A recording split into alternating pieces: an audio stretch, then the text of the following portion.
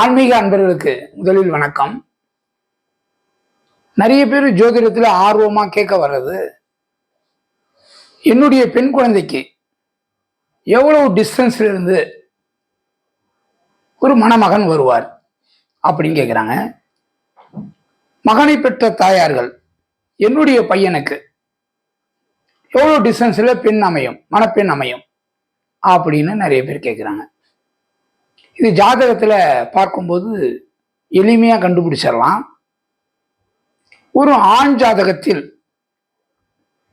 லக்னத்திலிருந்து 1, 2, 3, 11ஆம் இடம், 12ஆம் இடம் இவைகளை பார்க்கணும். நம்ம இந்த இடங்கள் எல்லாம் சுக்கிரனும் குருவும் நின்றால், அதாவது பார்த்தீங்கன்னா 1, 2, 3, 11, 12 இந்த இடங்கள்ல சுக்கிரனும் குருவும் சேர்ந்து நின்றால் அந்த ஆண் ஜாதகத்துக்கு ரொம்ப அருகாமையில பெண் கிடைக்கும் அப்படின்னு சொல்லலாம். அதே ஆண் ஜாதகத்துக்கு குருவும் சுக்கிரனும் 5, 7, 9 இந்த இடங்கள்ல குருவும் சுக்கிரனும் ஒரு ஆண் ஜாதகத்தில் லக்கணத்திலிருந்து 5, 7, 9 இந்த இடங்கள்ல சுக்கிரனும் குருவும் சேர்ந்து இருந்தால் அவங்களுக்கு கொஞ்சம் டிஸ்டன்ஸ்ல இருந்து கணவர் வருவார், மனைவி வருவார் அப்படின்னு சொல்லலாம்.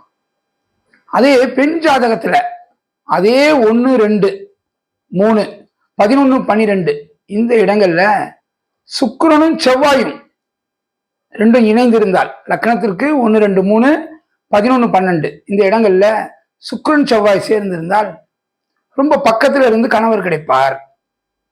அதே போல அந்த பெண் ஜாதகத்துல லக்னத்திலிருந்து 5, 7, 9 இந்த இடங்கள்ல சுக்கிரன் செவ்வாய் சேர்ந்து இருந்தால் அவங்களுக்கு கொஞ்சம் டிஸ்டன்ஸ்ல இருந்து, கொஞ்சம் லாங்கா இருந்து கணவர் வருவார் அப்படின்னு சொல்லிடுறாங்க. சரி, இன்னொரு குறிப்பான விஷயம் என்னன்னு பார்த்தீங்கன்னா, யாரு வீட்டோட மாப்பிள்ளையா போவாங்க? பெரும்பாலும் திருமணமான பெண் தானே வீட்டுக்கு வரணும். ஒரு சில ஜாதகர் வீட்டோடு போய் மாப்பிள்ளை ஆயிடுவாங்க. அந்த மாதிரி யாருக்கெல்லாம் வாய்ப்பு? ஒரு ஆண் ஜாதகத்துல சுக்கிரனும் குருவும் இணைந்து ரிஷபத்திலேயோ துலாத்திலேயும் அமர்ந்தால் அவங்க கட்டாயமா வீட்டோட மாப்பிள்ளையா போறது உறுதி. அப்போ ஒரு பெண் வைத்திருப்போர் வீட்டோட மாப்பிள்ளையா வைக்கணும்னு நினைச்சா அந்த ஜாதகர் ஆண் ஜாதகத்தில் குரு சுக்கிரன் ரிஷபம் அல்லது துலாத்தில் இருந்தா அவங்க வீட்டோட மாப்பிள்ளையா வந்துருவாங்க அப்படின்னு எண்ணிக்கொள்ளலாம்.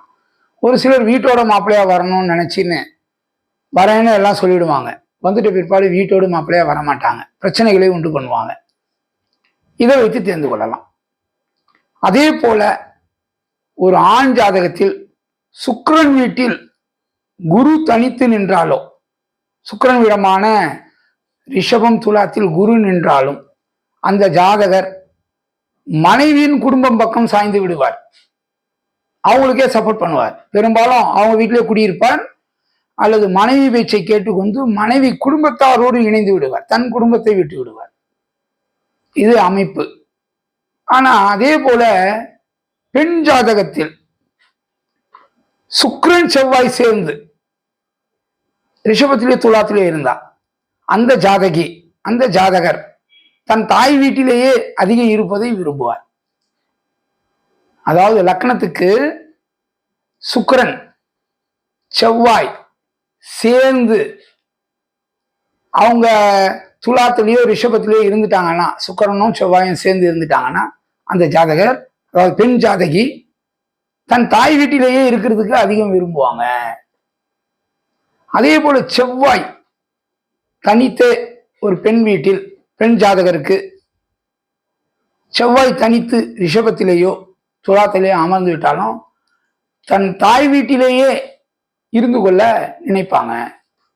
அதே போல சுக்கிரனும் ஒரு பெண் ஜாதகத்தில் துலாத்திலேயோ ரிஷபத்திலேயோ தனித்தே அமர்ந்தாலும் கூட தன் தாய் வீட்டிலேயே அதிகமாக இருப்பதை விரும்புவாங்க.